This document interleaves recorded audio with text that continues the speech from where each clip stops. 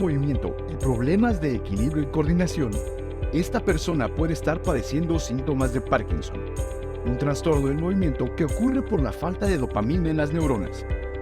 Hoy hablaremos del tema pasado, presente y futuro de la enfermedad de Parkinson. Nuestra invitada del día de hoy es especialista en neurología, Parkinson y trastornos del movimiento. Formación académica en la Universidad del Ejército y Fuerza Aérea, Instituto Nacional de Neurología y Neurocirugía Manuel Velasco Suárez, Hospital HM, Puerta del Sur, Madrid, España. Profesora de pre y postgrado, jefa del Servicio de Neurología del Hospital Central Militar. Miembro de la Academia Mexicana de Neurología. Miembro de la Movement Disorder Society, MDS Women. Ella es la doctora Rosalía Cerón Martínez. Agradecemos al Hospital Ángel de Santa Mónica su apoyo para la realización de esta edición del Chat Médico Prevem. Al final de la plática, tendremos un espacio para preguntas moderado por el doctor Roberto Carlos Ramírez, subdirector médico de Prevem Seguros, a quien agradecemos su presencia. Y un mensaje importante para nuestros asegurados de la maestra Igna Reza, directora general del Hospital Ángel de Santa Mónica. Doctora Rosalía Cerón, muchas gracias por estar con nosotros y demos inicio a la plática.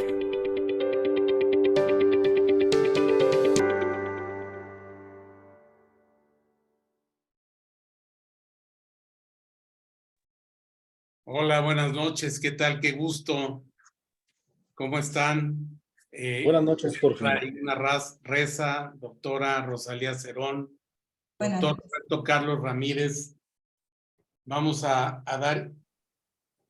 dar inicio con nuestra plática del día de hoy. Y vamos a arrancar con este tema tan interesante e importante que es el Parkinson. Vamos a dar inicio. Doctora, perdón, buenas noches. Bienvenidos todos los amigos que nos siguen de las empresas, de la empresa Takasago, bienvenidos. Y vamos adelante con todos nuestros invitados del día de hoy. Vamos, doctora Cerón, el público todo suyo y vamos adelante. Muchas gracias, es un honor estar con ustedes. Gracias por la invitación. Voy a compartir la charla. Este mes es muy importante para nosotros, los que nos dedicamos a los movimientos anormales, porque es el mes dedicado a hacer visible la enfermedad y la lucha de los pacientes que padecen la enfermedad de Parkinson. Entonces, para mí es un gran honor hablar de este tema, porque es una enfermedad que afecta de manera impresionante a la funcionalidad de toda la persona que lo padece. Entonces, les voy a compartir un poquito de la historia de la enfermedad y algunas otras cuestiones que estamos viviendo en el presente y que vamos a vivir ahora. Entonces, vamos a dar inicio a esta charla. Muchas gracias a todos por su atención. Entonces, bueno, de verdad un agradecimiento por la presentación. Yo tengo algún tiempito ya dedicándome a la enfermedad de Parkinson y pero pues seguimos aprendiendo todos los días de la enfermedad. Es muy importante para nosotros que regresemos un poquito al pasado. Y una de las cuestiones que muy seguramente por ahí recordamos es que más o menos alrededor de los años 80 había una película, ya muchos la podemos identificar. Hay una película que se llama Volver al Futuro. Él es Michael J. Fox, es un actor muy conocido. Él tiene enfermedad de Parkinson, diagnosticada de manera temprana, y él, la lucha que ha hecho contra la enfermedad es precisamente el encontrar una cura. Entonces, su lema es bien interesante. Él ha enfrentado, pues, esta enfermedad durante largo tiempo. Y justo dice ahora que Él no tiene ninguna otra opción. Él tiene enfermedad de Parkinson, pero siempre vamos a encontrar 1.000.000 de opciones que podemos tomar para elegir cómo combatir esta enfermedad. Y él lo hizo de manera muy interesante. Hizo una fundación, es la Michael J. Fox Foundation. Es la máxima fundación que apoya a grupos de investigación. Y es muy interesante. ¿Por qué lo menciono a él?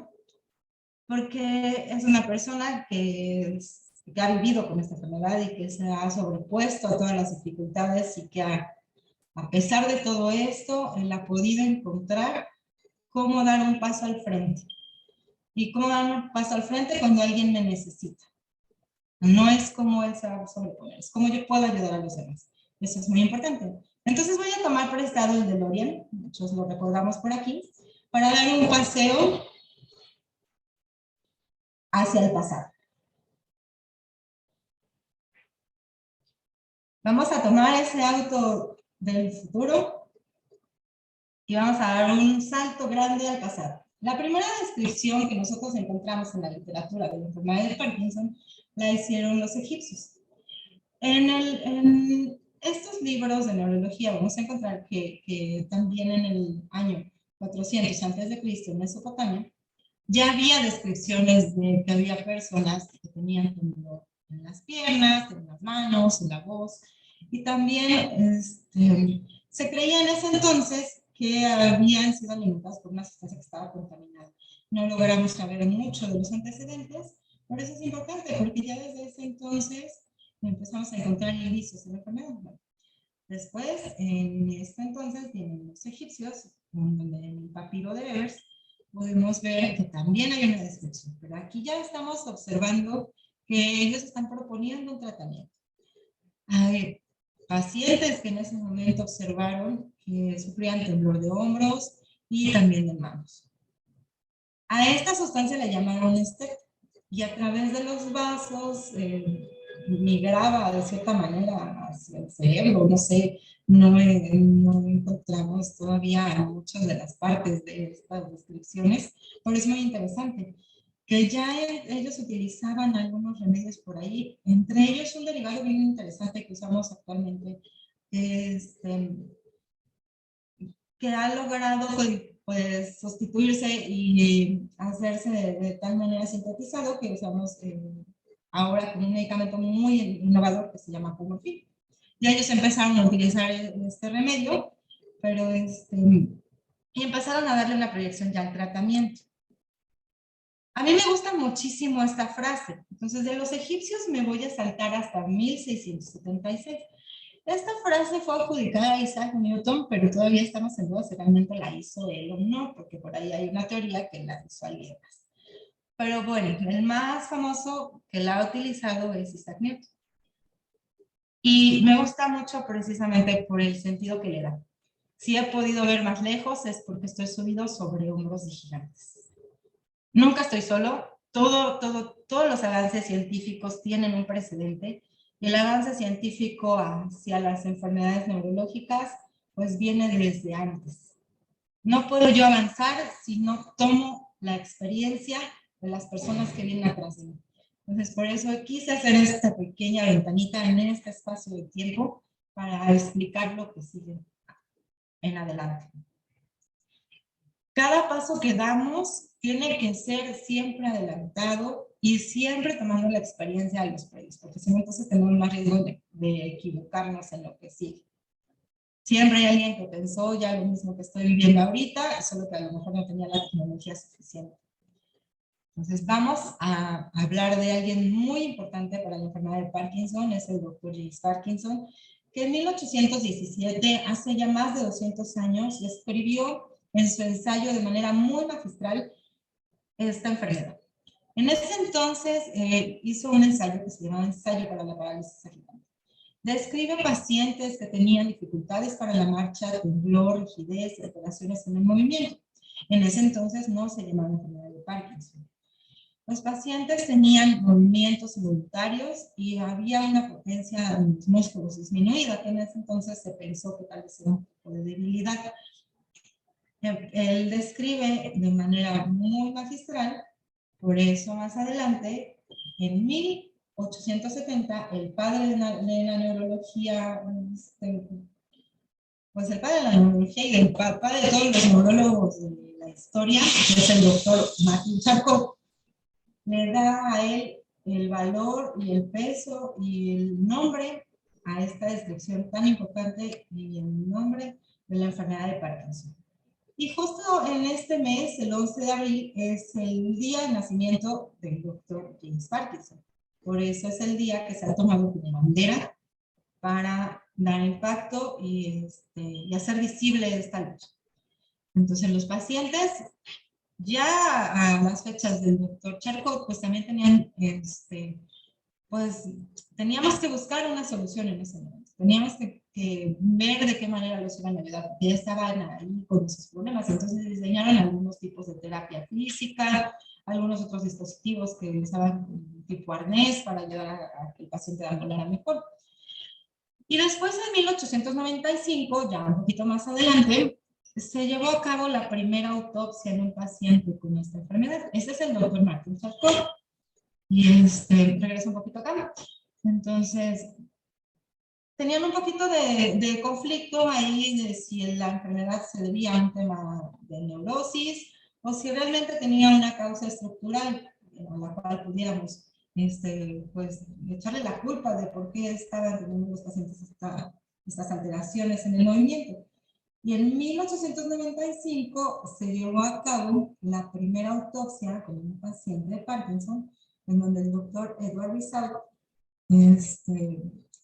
pues encontraron que había en una estructura específica del cerebro, que hoy conocemos como mesencéfalo, ahí muy cerquita de la parte del mesencéfalo encontramos la sustancia negra, en donde ya se documentó que ahí es donde nosotros podemos producir la dopamina, que es la sustancia química que encontramos afectada en la enfermedad de Parkinson. De ahí vienen muchos avances científicos. En 1893, el doctor Paul Bloch y George Marinesco describieron también otros posibles posibles causas. Ellos encontraron una cuestión muy interesante porque había una persona que tenía alteraciones en la movilidad de un lado del cuerpo. Después de post-mortem encontraron que este paciente tenía una lesión tumoral que le daba justo a la zona del mesencéfalo y lograba ahí hacer una lesión que manifestaba los síntomas de la enfermedad. En 1917, el doctor Konstantin von Economo hace una descripción muy interesante, porque de esta descripción incluso surge lo que estamos viviendo en la actualidad. No me voy a brincar toda la actualidad, porque estamos en la parte del pasado, pero estos pacientes que vemos aquí son pacientes que tuvieron secuelas de encefalitis letárgica. La encefalitis letárgica es una enfermedad surgida a raíz de la pandemia que sufrió el mundo en 1917. Después de esta pandemia empezaron a observar que los pacientes tenían alteraciones del movimiento, posturas distónicas, episodios de encefalitis y desarrollaban alteraciones del movimiento. Esto se llama encefalitis letárgica o encefalitis del doctor von Economo.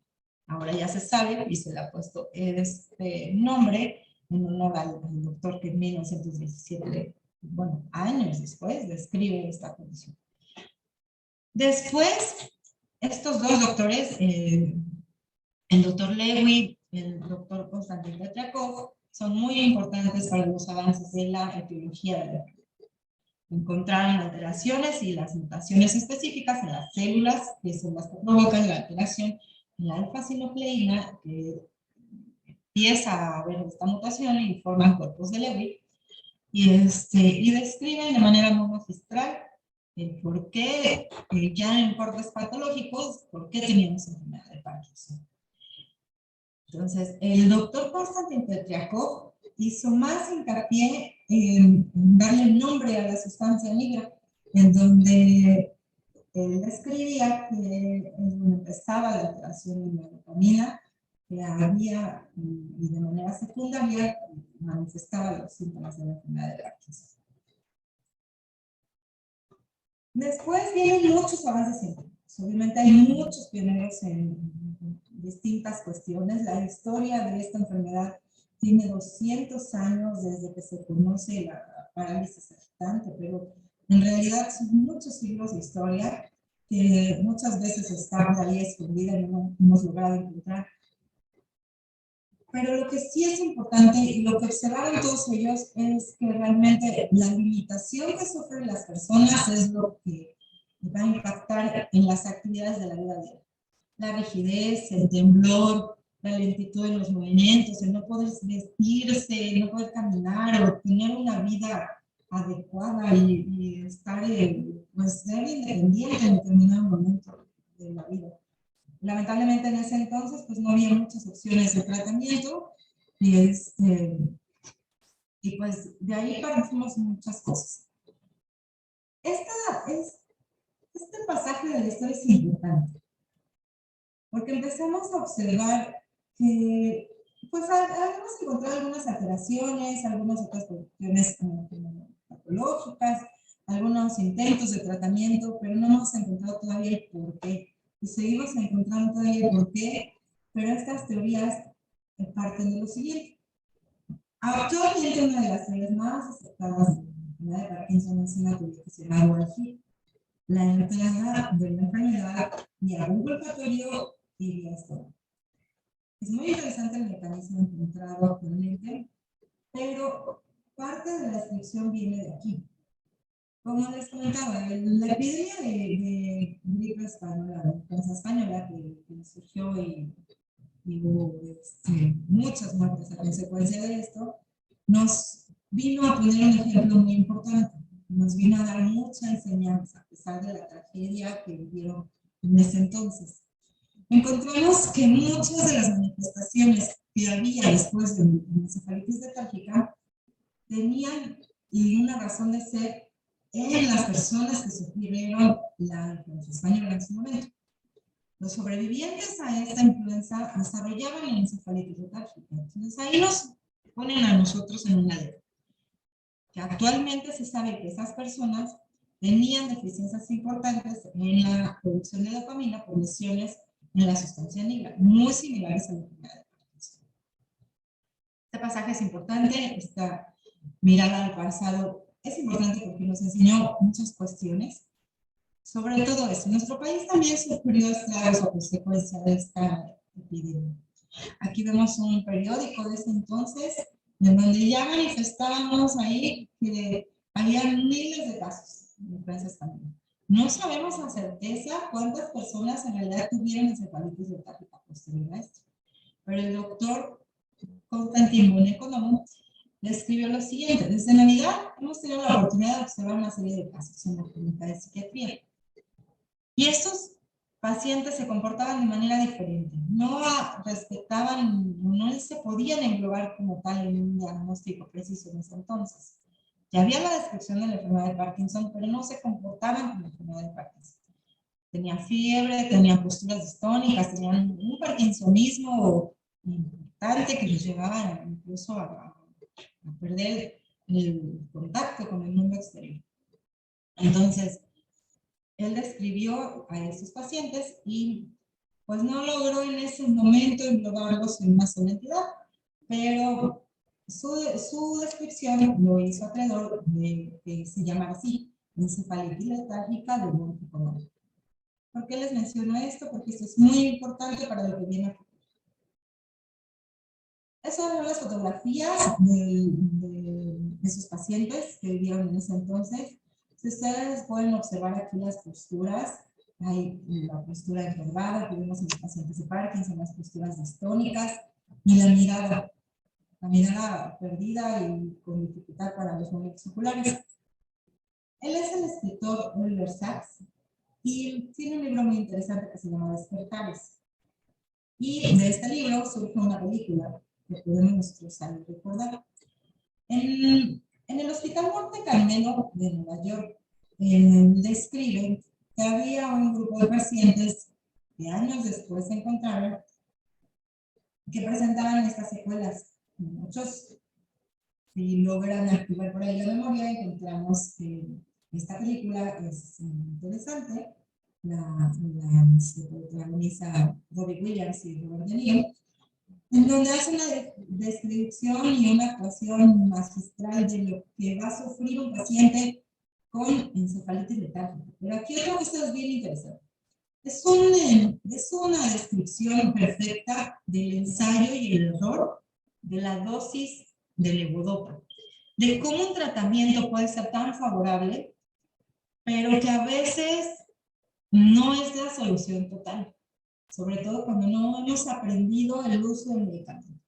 Es muy, muy importante y hay una descripción, incluso hay papers, artículos que nos hacen hincapié de todo lo que sufrieron estos pacientes. Es muy interesante esta historia, este pasaje de la historia nos deja mucha enseñanza y visión sobre todo a lo que estamos viviendo actualmente.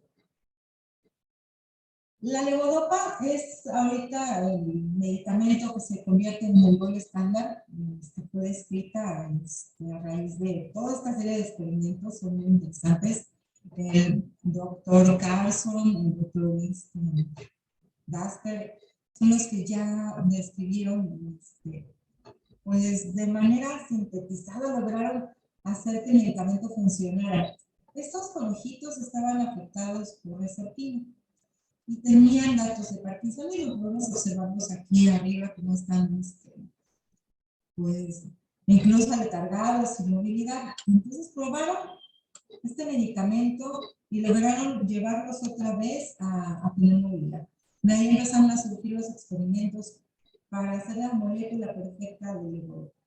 Actualmente ya tenemos unos medicamentos muy bien diseñados, vienen más cosas a futuro, pero esta es la base que tenemos, y como decía, ni he podido ver más lejos porque estoy parado sobre todos estos gigantes que se tomaron el tiempo, el esfuerzo y pues la inteligencia para poder hacer todo este diseño de modelos de investigación.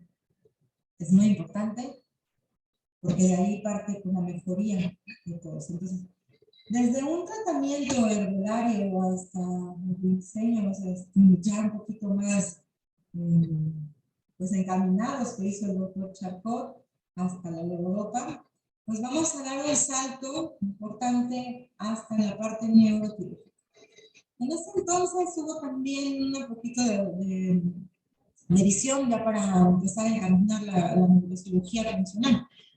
Hubo un silencio ahí a raíz de la Segunda Guerra Mundial, pero las primeras cirugías probadas fueron pues, la cirugía secundaria a una lesionectomía.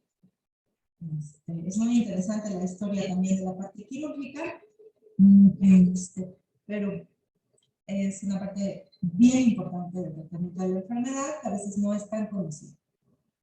Hoy en día, pues todos vamos a, los que nos dedicamos más al seguimiento y al combate de esta enfermedad, podemos ver y podemos incluso tener en vista este símbolo. El tulipán es el símbolo que evoca una esperanza.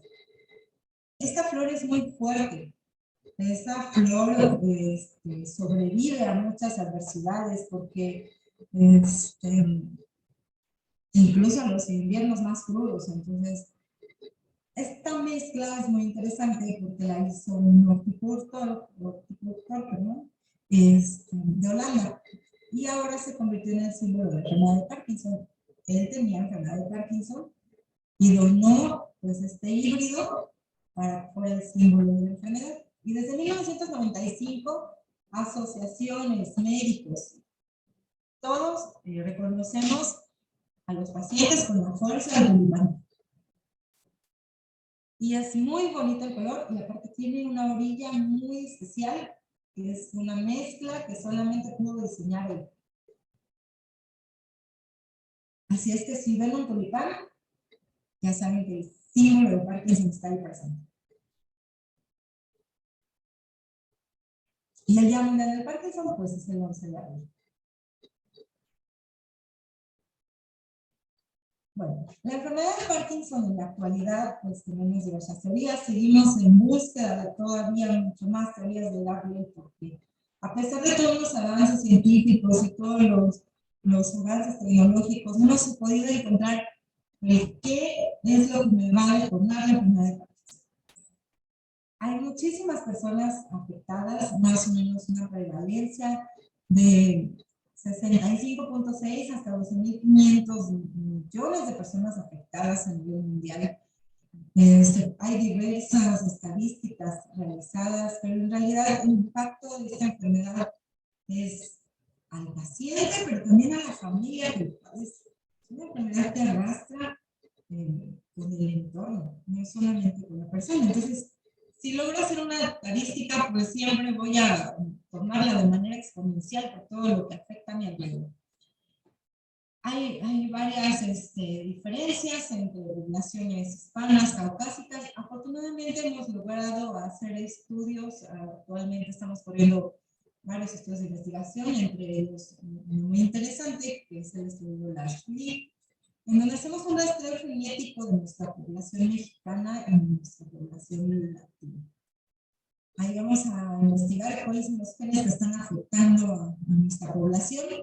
Y empezamos también el estudio de MEXPID, que es específico para ver la población mexicana. Si alguien está interesado en esto, con gusto podemos ayudarlo para que pueda hacerse el rastreo genético. Han encontrado pues, muchos avances con respecto a temas genéticos.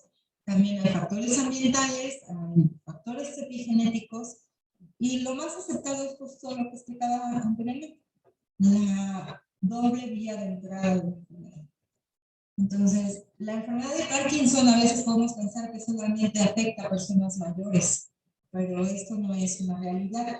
Podemos encontrar personas afectadas con parkinsonismo juvenil, que ya empiezan con alteraciones de movimiento, temblor y todo el proceso de deterioro que conlleva la enfermedad desde una edad muy temprana. Tenemos personas hasta 20 años, menos de 40, menos de 60, que ya están afectadas. Son personas que están muy jóvenes todavía, y con una vida mucha productividad y con muchos años por delante. Entonces se han encontrado mutaciones genéticas específicas, y también pues lo que más ha impactado es justo eso. La progresión de la enfermedad pues se puede comportar de dos maneras: hacia el lado del temblor o tener un componente más rígido hacia. Seguimos en búsqueda de todos los genes, porque lo que viene a futuro es precisamente el impacto hacia esa amplificación.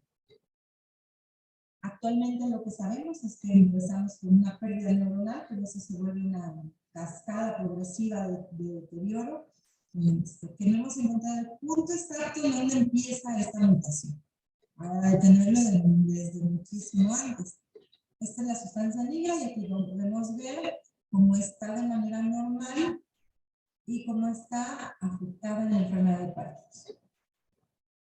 Entonces ya cuando vemos esto es cuando ya se manifestaron los síntomas de la enfermedad. Entonces, pues antes no sabemos de qué manera podemos detenerla todavía, lamentablemente. Estamos trabajando todos muy duro para encontrar esa parte que nos falta, esa pieza de este rompecabezas que no hemos podido determinar. Ahora, este es un corte ya un poquito más gráfico. Está el corte patológico, donde podemos ver la enfermedad y la sustancia negra y la deteriorada. Esta es la teoría más aceptada actualmente. La vía de entrada es dos vías: vía olfatoria, que afecta el olfatorio, está directamente conectado con todas las neuronas y toda la cascada inflamatoria que se va a detonar, y que empieza a hacer estas mutaciones en las neuronas, con agregaciones anormales de proteínas que después van a hacer una afectación en los niveles de dopamina cerebral. Y un cambio en el intestino, en algo muy importante que se llama microbiota. La microbiota intestinal es, pues de cierta manera, es una barrera, es es un intercambio que permite las bacterias que tienen que estar de manera normal ahí, la vía de entrada a esta enfermedad. Es muy interesante esta teoría y pues todavía está en desarrollo para ver en qué momento podemos frenar esta parte. ¿Por qué la microbiota de algunas personas sí permite pues, el mecanismo de todos estos procesos y otras personas no los tienen, aunque tengan los mismos factores, aunque sean hermanos, aunque tengan incluso los mismos genes? Entonces, ¿cuál es la conclusión de esto? Tengo que tener los genes, el medio ambiente, el fenotipo. Entonces, aquí es algo muy interesante. Los genes ponen el cartucho en la pistola, pero el ambiente dispara el gatillo. Esta analogía es bastante interesante.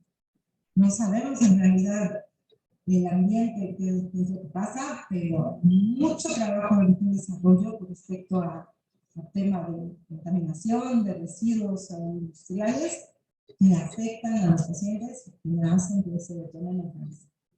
Todavía hay mucho camino por aquí que recorrer. Entonces, la enfermedad de Parkinson actualmente la vamos a observar desde criterios clínicos muy importantes.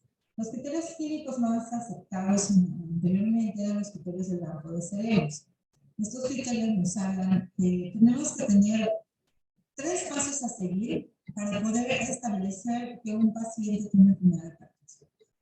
Desde un paciente que tenga alteraciones de movimiento, temblor, alteraciones de la postura, y después el segundo paso son descartar alguna otra patología que no esté dando la manifestación de la enfermedad.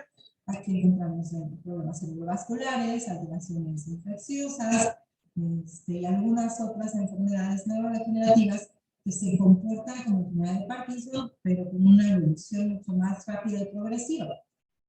El NMDP es un derivado de la heroína. Este derivado se utilizó en unos modelos que se diseñan para, de cierta manera, establecer modelos animales. En su momento se establecieron modelos animales para hacer la representación de alguien enfermo de Parkinson y poder dar los tratamientos y las pruebas.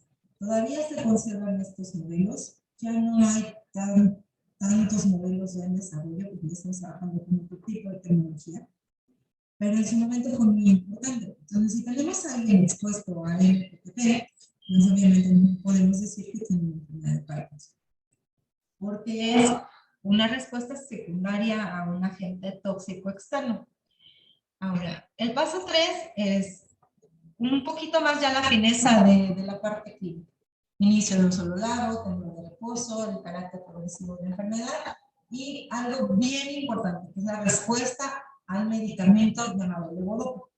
La levodopa lo que hace es que la vía entra del cuerpo y se convierte, al final de cuentas, en el cerebro en dopamina pura.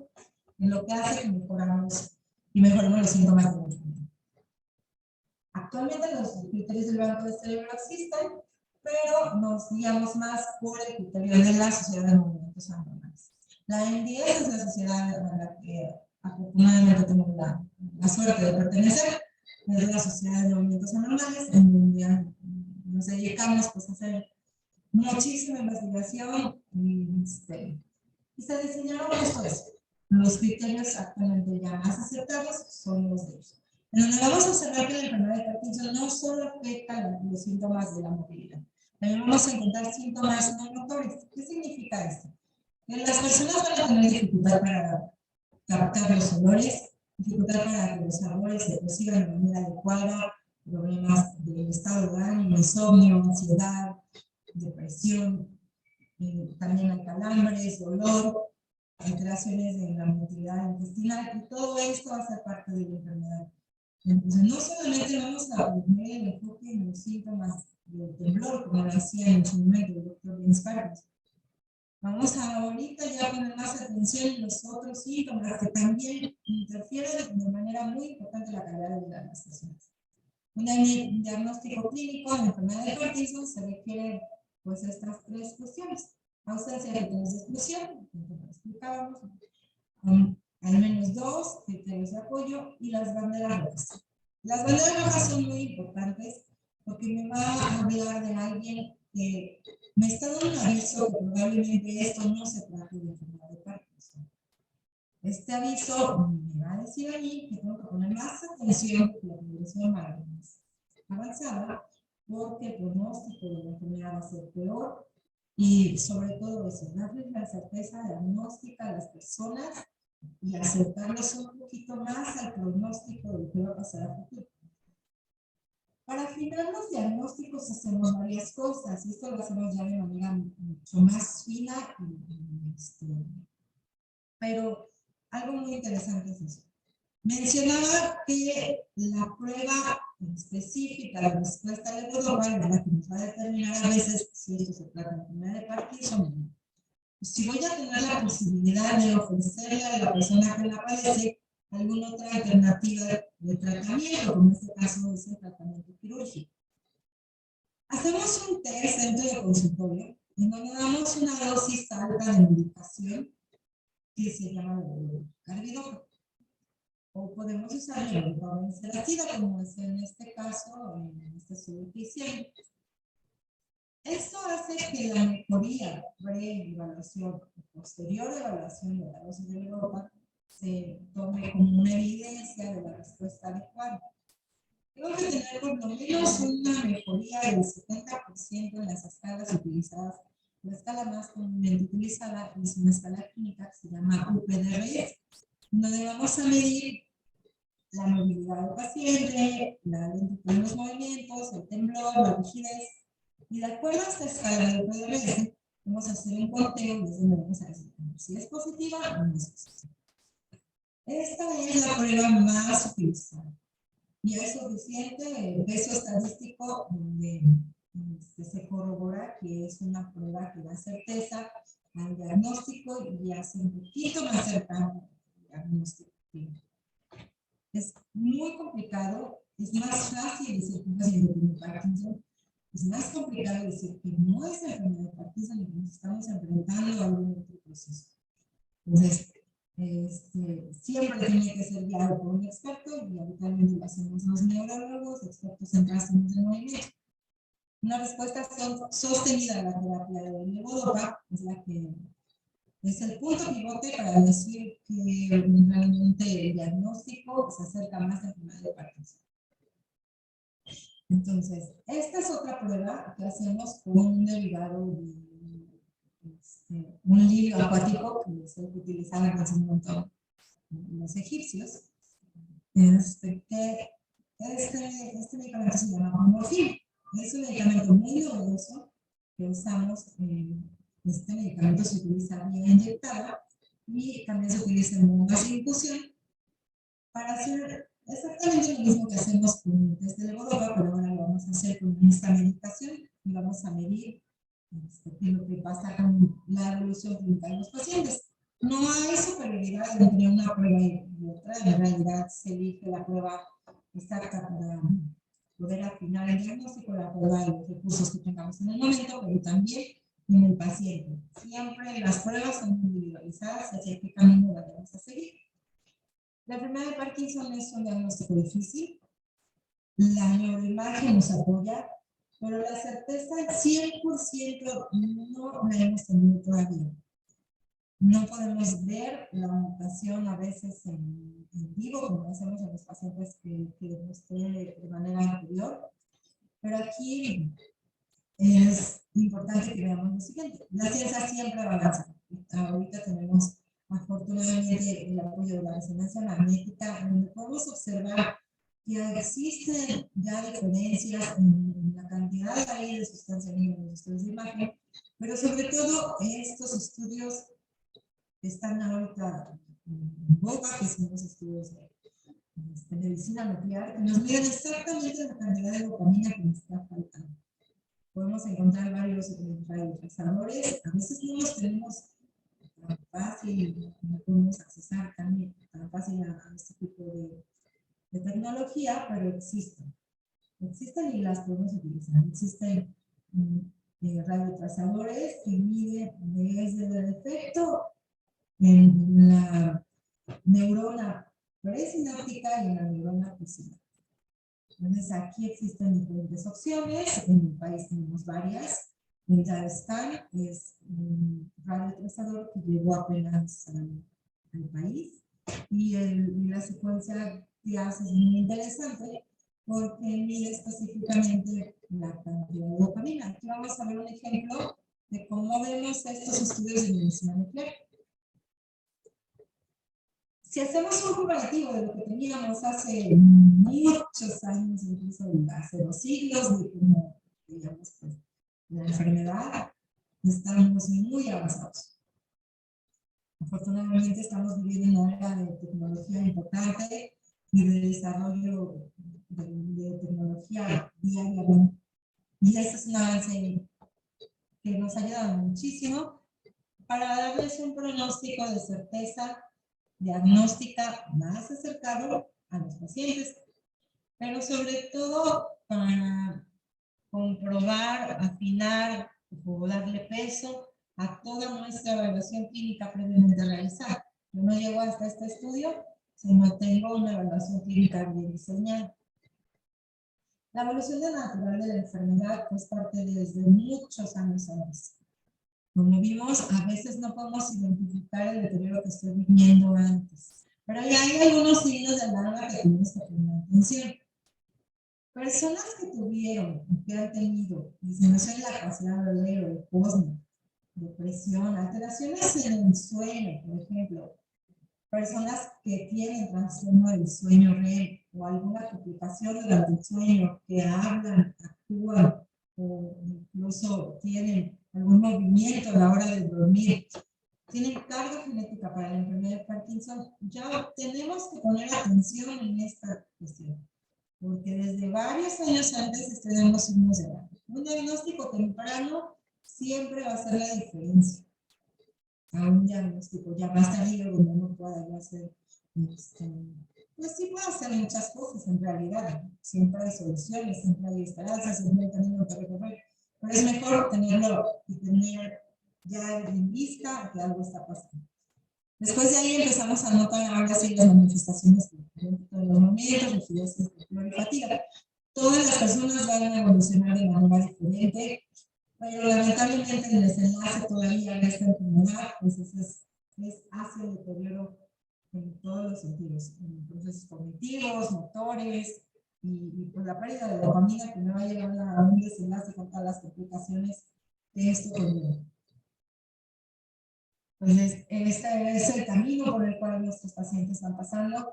Hay las alteraciones de la educación, fatiga, dolor, diplopia, y en las fases tardías puede haber alucinaciones, deterioro cognitivo. No todas las personas llegan a fases tardías. Todas las personas son diferentes y cuando hacemos un tratamiento de manera temprana, podemos mantenernos en estas otras fases, con una adecuada calidad de vida. En la sociedad de movimientos normales, pues siempre es importante pues, estar muy al pendiente de nuestros pacientes y estar muy al pendiente del tratamiento. Existen muchos tratamientos, pero lamentablemente pues, a veces están limitados pues, de acuerdo a la evolución que van presentando nuestros pacientes. El tratamiento también, a pesar de que es muy bueno, pues como todos los fármacos, tenemos que tener cuidado en su utilización, porque el gol estándar también tiene complicaciones y una de ellas son los movimientos anormales generados a consecuencia de la enfermedad, pero también a consecuencia de la medicación. Las discinesias son movimientos involuntarios, incontrolables, que se generan en extremidades, en la cabeza, en el movimiento. Un ejemplo importante es lo que les explicaba anteriormente de lo que vimos en la prueba de ensayo y error, evidenciado en la película de Despertares. Ahí es donde se pues, evidencia de manera más fácil cómo podemos encontrar estos movimientos involuntarios. Hay muchísimos tratamientos en desarrollo, pero pues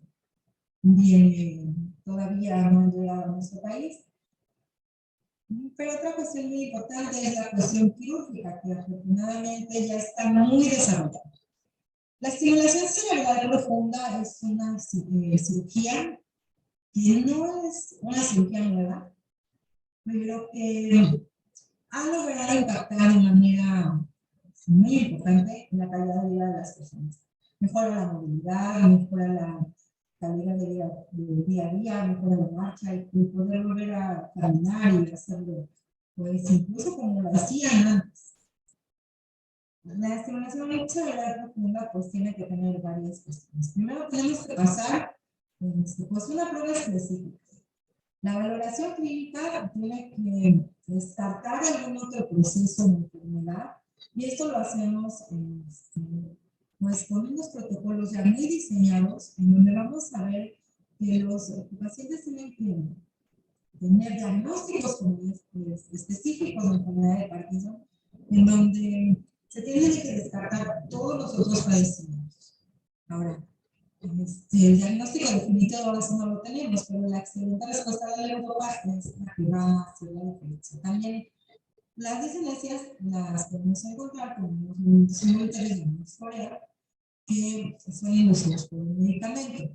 Esto lo hacemos en la prueba clínica que se llama el tabú del Europa, y después de ahí vamos a hacer pruebas clínicas, especialmente la hoja de registro, que es una evaluación del estado mental, el comportamiento, actividades de la vida diaria, pero vamos a tomar esta parte que es importante, el examen de la movilidad.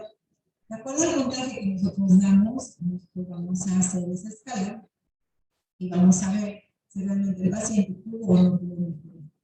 Para poder proponer un tratamiento quirúrgico, pues no es tan sencillo, pero sí es importante que la persona se vea beneficiada. Existen otros científicos que han diseñado pues, escalas de valoración, pero la más aceptada actualmente es la autonomía. Entonces, el tratamiento de la enfermedad de Parkinson, para hacer un resumen de la calidad, es médico, con levodopa y otros medicamentos. Una parte que es quirúrgica, la estimulación cerebral profunda y las lesiones ablativas, que son las lesiones que generan pues, una zona específica afectada, pero que también es una lesión irreversible y ya no hay vuelta atrás. Si el paciente queda con secuela en ese momento, ya no va a haber manera de ayudar. Ya no se utilizan tanto estas lesiones ablativas de manera del día a día quirúrgico. Es mejor llevarlos a la colocación de los electrodos de estimulación cerebral profunda y de ahí podemos elegir todos estos núcleos del cerebro. El más utilizado es el núcleo subtalámico y el globo pálido. Estos otros núcleos también en la medial del tálamo se utiliza más para temblor, pero para enfermedad de Parkinson los más utilizados son estos. Les voy a mostrar más o menos los pasos a seguir más adelante de cómo hacemos la cirugía de Parkinson. El tratamiento tiene que llevar un tiempo de evolución.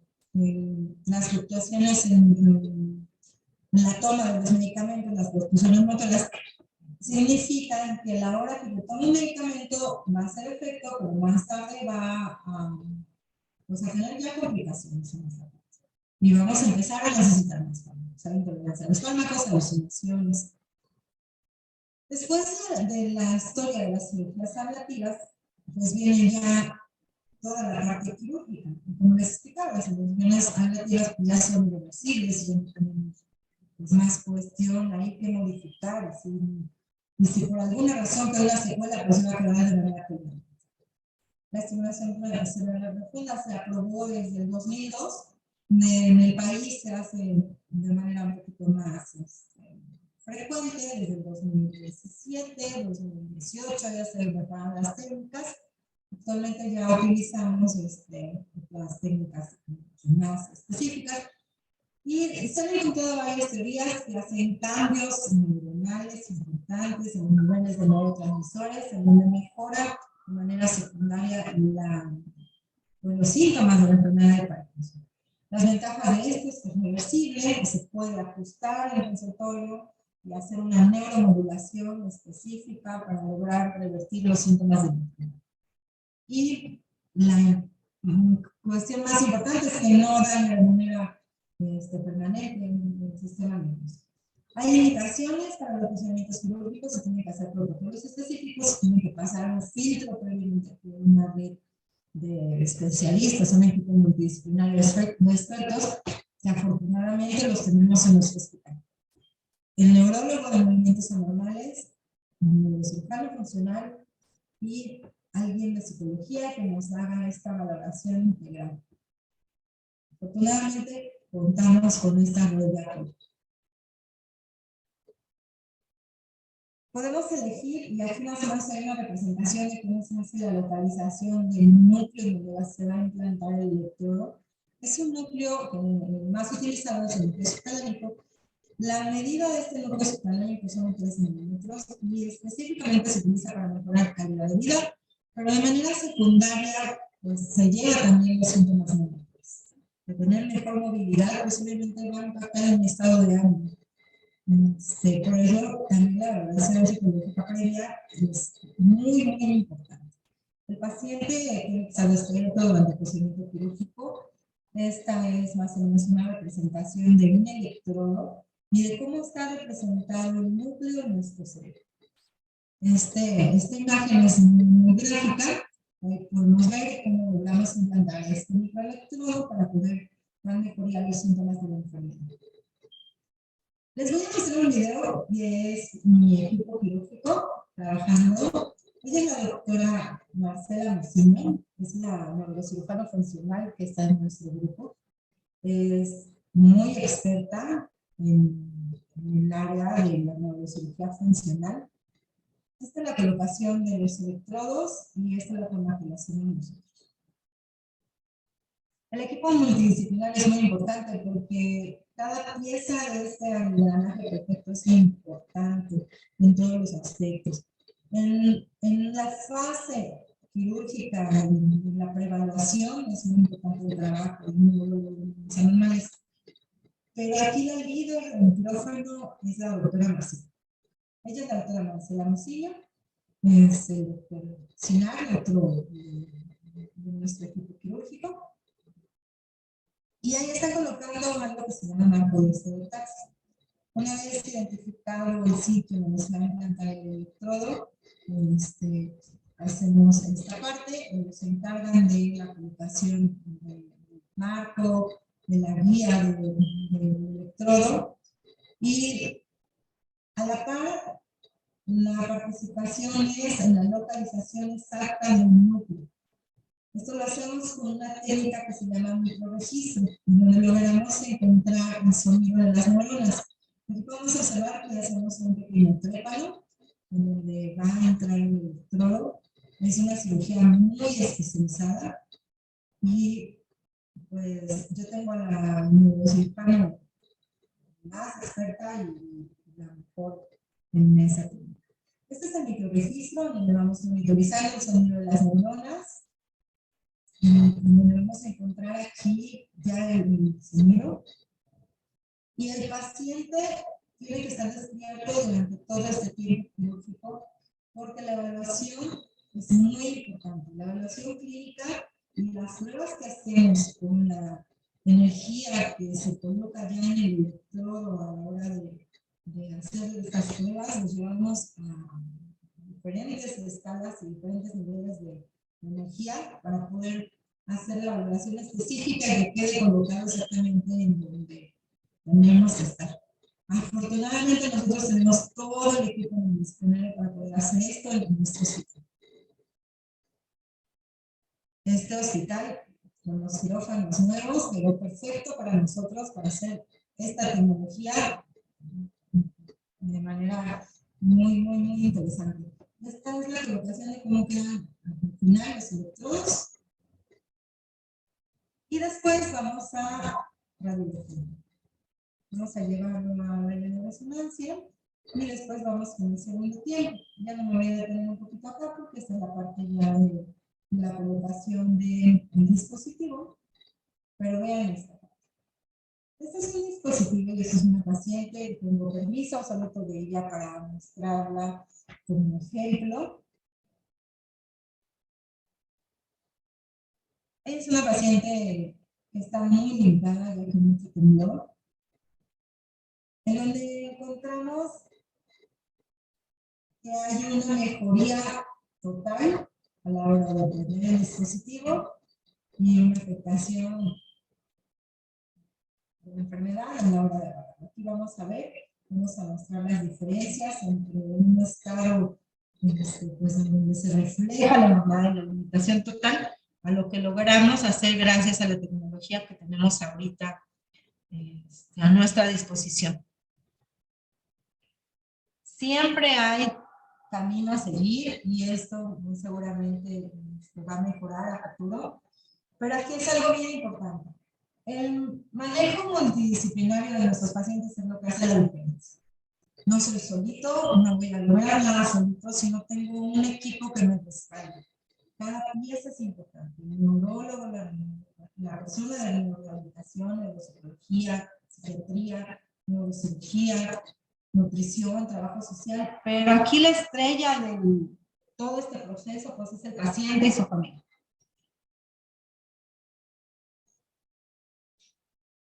¿Qué viene en futuro? En otros países del mundo, afortunadamente ya llegó el futuro. El futuro es esto. Y queremos que llegue a nuestro país lo más pronto posible. Si podemos observar aquí, esta es una técnica muy novedosa, es un ultrasonido que se llama ultrasonido focalizado.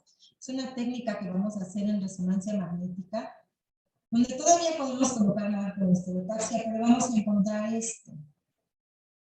Es un tratamiento que hace una lesión, pero por medio de termocoagulación. ¿Qué significa esto?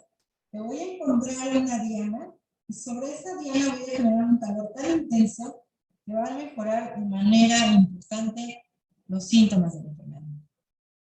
Esta es la respuesta que yo voy a obtener posterior al tratamiento. Se hacen pruebas clínicas dentro del procedimiento, similares a las que hacemos durante el tiempo quirúrgico de la enfermedad de Parkinson y la colocación de estimulación cerebral. Entonces aquí voy haciendo una termocoagulación. El pionero de esta tecnología es el doctor Beso, que tiene su centro en Madrid, España, que afortunadamente tuve la suerte de hacer su alumna de manera directa. Y es esta técnica muy novedosa que ha dado unos resultados maravillosos. Por aquí vamos a ver una respuesta convencional del paciente y enfermero. Y cómo vamos a encontrar a alguien ya después del tratamiento. Los pacientes que llegan a tener esta fortuna, esta suerte y este acceso a la tecnología, pues logran mejorar y revertir los síntomas de la enfermedad. Se hace en resonancia magnética, se hace con un equipo multidisciplinario con tecnología de punta. Y estamos trabajando en ello para que esto llegue a nuestro país, nuestros pacientes, incluso nuestros familiares, o no sabemos si más adelante nosotros mismos podemos tener necesidad de utilizar esta técnica.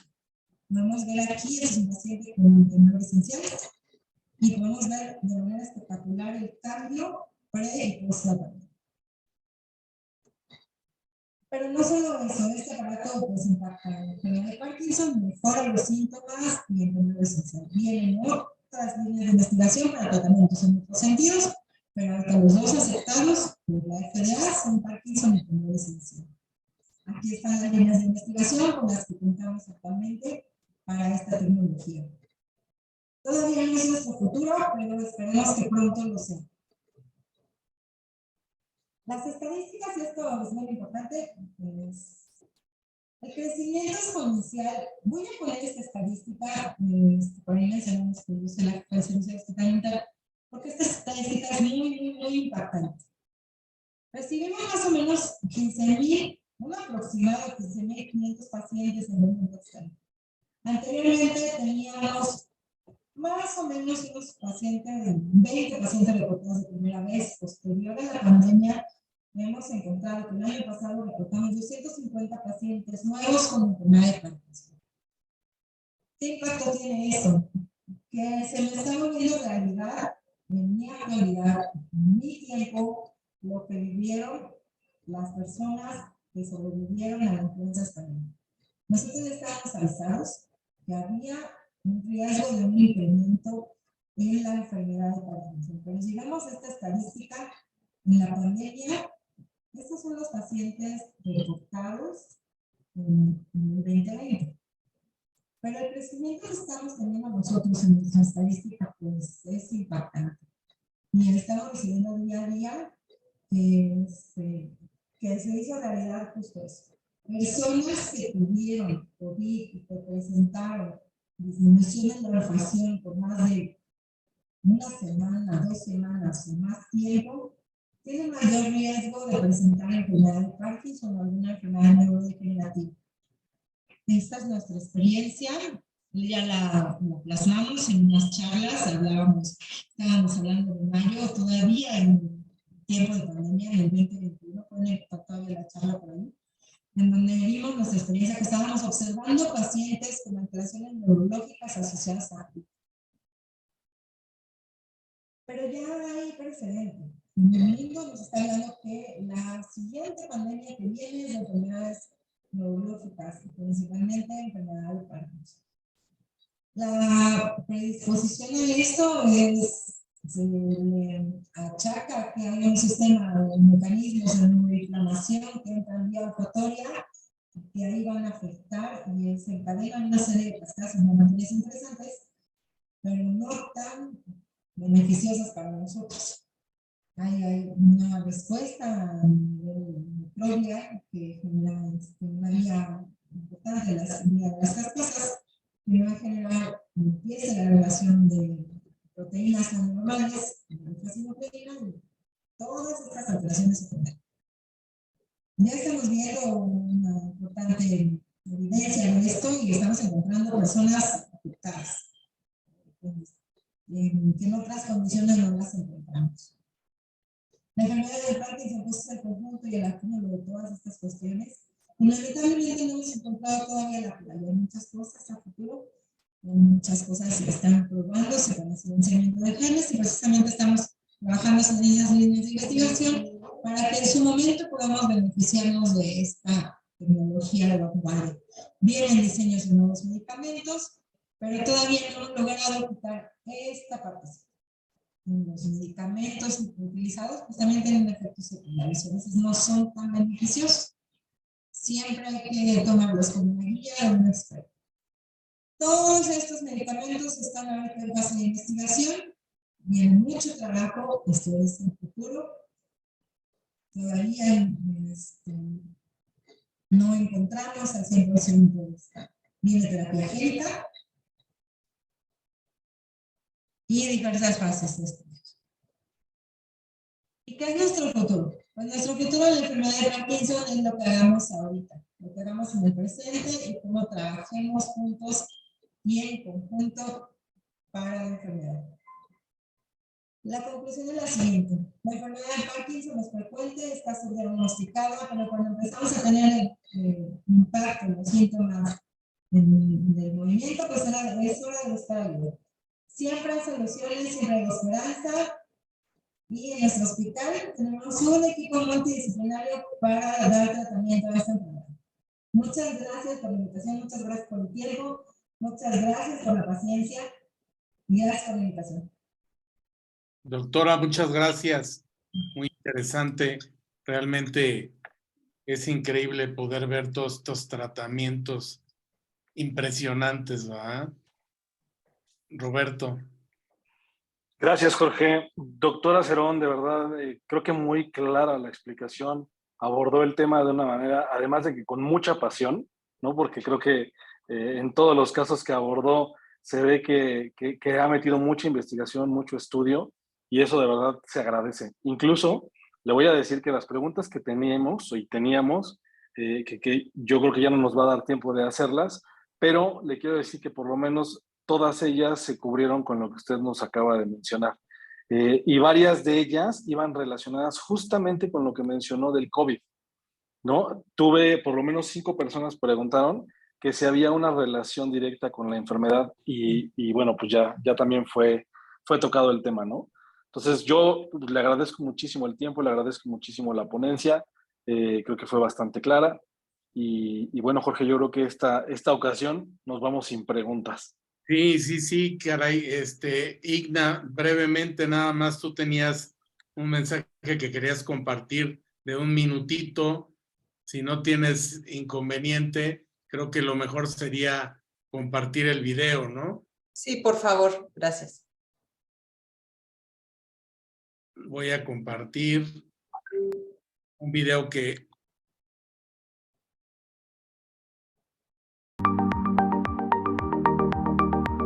En Hospital Ángeles Santa Mónica, evolucionamos. Hemos implementado nuevos quirófanos inteligentes totalmente equipados para la seguridad del paciente y comodidad de nuestros especialistas. Nuestros nuevos quirófanos inteligentes permiten realizar cirugías más complejas y especializadas con mayor precisión y resultados más efectivos. Cuentan con un sistema digital de alta tecnología que muestra de manera inmediata al cirujano imágenes de diagnóstico del paciente tales como resonancias magnéticas, radiografías o historia clínica. A través de sus monitores se puede controlar la intensidad de la luz, posiciones de la mesa quirúrgica, temperatura, humedad y suministro de gases. Nuestros quirófanos inteligentes favorecen el cuidado de nuestros pacientes y optimizan el espacio. La innovación al cuidado de tu salud. En Hospital Ángeles Health System, queremos un México lleno de vida. Bueno, pues muy interesante, Igna, no sé si puedas, creo que algo muy importante para estas iniciativas que realizamos, pues es justamente el hecho de poder mostrarle a nuestros asegurados, pues toda esta situación en beneficio de su salud, ¿no? Todos estos beneficios y todas estas posibilidades, ¿no? Igna. Sí, como bien decía la doctora, la oportunidad que tenemos actualmente es que la tecnología está al servicio de nuestros médicos y de los pacientes. Por eso en el hospital hemos hecho un gran esfuerzo y estamos convencidos. Hemos trabajado mucho en conjunto con Prevent Seguros precisamente para poder brindarle a sus pacientes y a los médicos que colaboran con nosotros este ambiente de seguridad. Yo le agradezco en esta ocasión especialmente, de verdad, doctora Rosalía, es increíble cómo nos presentó de una manera tan amena todo este cúmulo de conocimientos que, como bien dice el doctor Ramírez, es increíble la pasión, se ve que usted ha estado dedicada completamente a esto. Eso de conocer desde la historia toda la trayectoria de tantos médicos que han hecho tanto trabajo y actualmente usted y con todo su equipo, pues nos dan la certeza que podemos hacer, de hecho estamos trabajando con la doctora para poder brindar aquí en el hospital un diagnóstico oportuno de Alzheimer por medio de un check-up, de tener una batería de estudios que nos puedan dar una clara idea de lo que nos está pasando. Como bien dice la doctora, es como de alguna manera muy sencillo, por medio del conocimiento de nuestros médicos, de los especialistas, darnos cuenta qué está pasando en el organismo y poder tener un diagnóstico oportuno para poder atenderlo de la mejor manera y con la mejor calidad. Muchas gracias, Jorge, muchas gracias, doctor Ramírez, de verdad que es un privilegio poder estar hoy con ustedes y con la doctora y poder brindar esta información a los asegurados y a nuestros médicos. Gracias. Pues muchas gracias y nos vemos el próximo mes. Muchas gracias a todos por estar con nosotros hoy y buenas noches. Buenas noches, muchas gracias, doctora. Muchas buenas gracias. Noches. Buenas noches a todos. Gracias. Buenas noches. Hasta luego y gracias.